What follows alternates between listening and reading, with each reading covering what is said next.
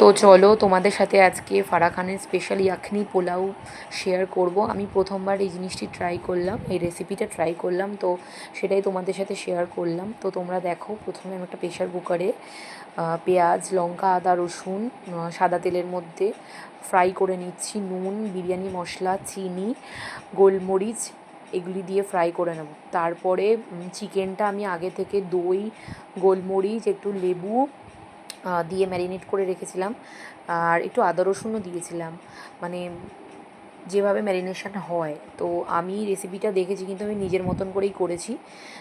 তো এগুলো দিয়ে চিকেনের ম্যারিনেশন, চিকেনটা দিয়ে 3টে কি 4টে হুইসেল দিতে পারো।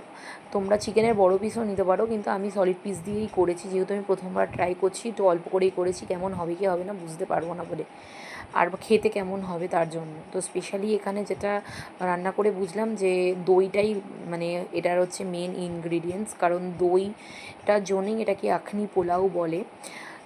আর এর মধ্যে আমি একটু আলুও অ্যাড করেছি, যেহেতু রেসিপিটা যেটা দেখেছিলাম ওটাতে আলুও অ্যাড করা আছে। তো আমি বলবো তোমরা আলুটা অ্যাড করো না, কারণ আলুটা অ্যাড করে আমার খুব একটা ভালো লাগেনি খেতে। তবে এমনি নর্মালি খুব ভালো হয়েছিল।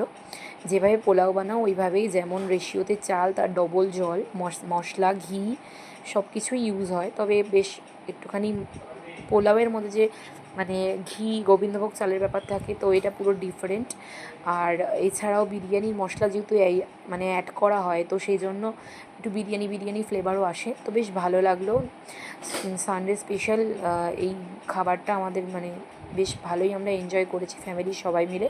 তো তোমরাও ট্রাই করে দেখতে পারো, ভালোই খেতে, ভালোই লাগবে সবার। মাঝে মাঝে সেলিব্রিটি রেসিপি সময় বার করে করে নিতে হয়, কারণ একঘেয়ে জীবনের একঘেয়ে খাবারের থেকে বেরিয়ে একটু নতুনত্ব খাবার খেতে ভালোই লাগে।